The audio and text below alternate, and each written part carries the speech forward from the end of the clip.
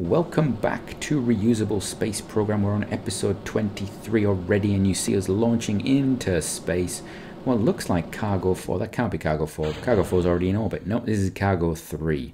And we're going to need this because last time we put up a new space station around Kerbin and we sent up a fuel truck. And currently that fuel truck is not particularly useful because it's floating around in Kerbin orbit. Alright, let's get on with this.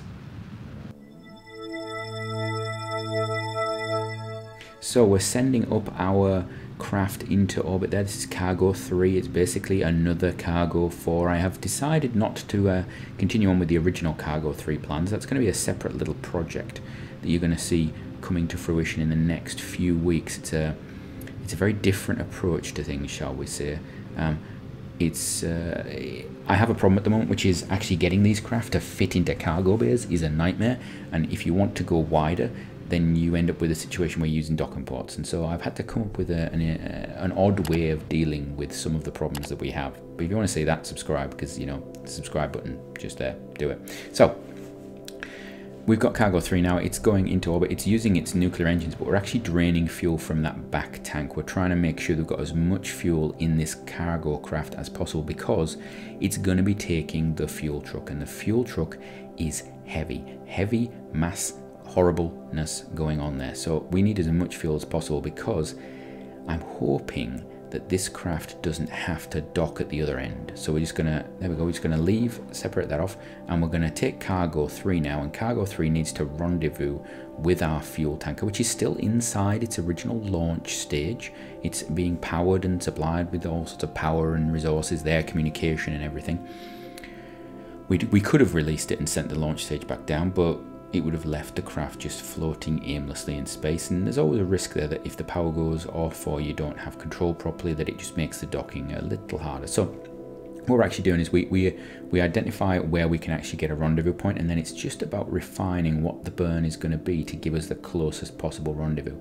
The rendezvousing is once you're in orbit and you've got two orbits, rendezvousing is never going to be impossible. And it's always a balance off between how much delta V you want to spend at the start, which is where we're spending it, or actually getting close in. And I'm trying to minimize the amount of delta V use, or more accurately, the amount of fuel used in this craft right now. So you see there, we're doing our single burn. There we go.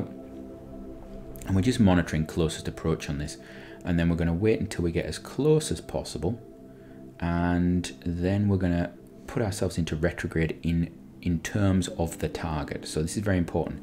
We want to zero out our speed to the target as quickly as possible and as efficiently as possible. So there we go, sorting it out all the way down and just finish it off. And I'm using the nuclear engines because they're the most efficient right now. Now, in reality, because I know this thing isn't going to dock, I should probably have actually used RCS, but I'm always worried about using excess RCS to start with, because if I'm docking and then I run out of RCS, I look a bit stupid.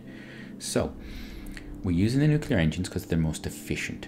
We're going to detach our tanker, boom, get it out, and you can see just how, ooh, that's rough, just how big a load that actually was. This is probably the heaviest you could get in there. We open up its docking port and we target it with our cargo craft, and now it's just a case of the standard bring it in to dock and dock away. So what we're trying to do is make sure that our engines are actually going to be on either side of it, because it is probably one of our biggest mass-wise and dimensions-wise, probably our biggest sort of load that we're going to transport in one go. We have had bigger ones as part of the train that we've put together, but this is actually quite a heavy craft on its own. So getting it to the moon is not difficult. However, getting it to the moon and landing it without actually having to dock to our moon station, that is going to require that we actually have exactly, well, enough fuel. And you see here, I'm now wasting my RCS because I've got loads of it, so I'm just going to focus on using RCS. And ironically, using more RCS right now makes us more likely to actually be able to get and land more efficiently. I should actually, once I've docked this, I should actually have dumped the RCS somewhere, but I did not, because in my head I'm going to need it when I finish the flight. So over at the moon station now, and I will say that that craft is now departed. It's on its way. I'm not going to show you the burn because it took, you know, as always, it takes a while. Around the moon station, we've had reports that there's some material floating around the moon. So, you know, we were going to leave it, but Nacott's very sort of, well, she's bored in actual fact. And while we wait for Cargo 3 to arrive, she's not really got anything to do. In fact, she's not got much to do in general. So the glorious station doesn't look quite as good as it did, does it? So Nacott decides that she's actually going to take the craft, the landing craft, and she's going to go and investigate all of this stuff that's been going on.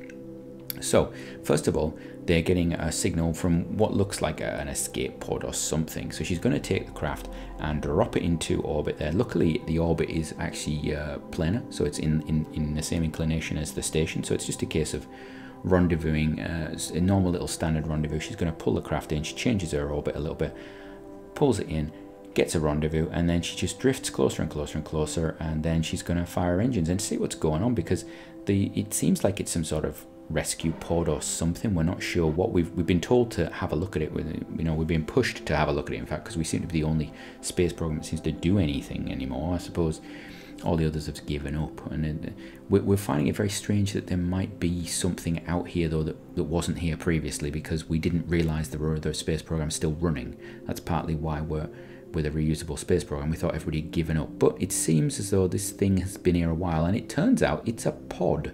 It's actually a pod, and inside the pod is Billy Bobdo, or whatever his name is. Billy Bob is there, and he's very eager to come out and join us.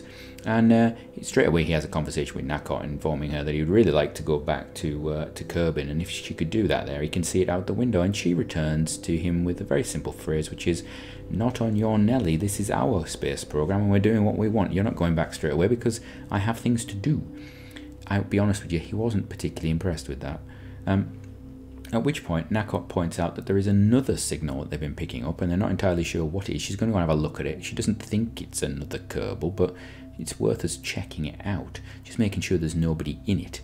And this one is highly inclined, and for this one we're going to use the lander again. So this lander has now become like a little bit of a runabout for us. It's doing its jobs on around the moon, and originally we were thinking of whether it actually needed to be returned to Kerbin and repurposed, or maybe even transported out to Minmus, because it would have potentially a use there as a little temporary base or something. We could use it for doing a bit of exploration, but it's actually doing quite a nice job just doing as a runaround. So we don't need to replace it with anything to do that. It does, however, use oxidizer as well as normal fuel, and it's not the most efficient. It doesn't have nuclear engines, but it is light because of that, and so there's a little bit of a play off there. So Nacott's going to change her inclination, which she's doing right now. You see, there we go, and she's sorted out her inclination, and she's going to do her burn to try and actually get an intersect with this random thing that seems to be at a very odd angle around the moon, and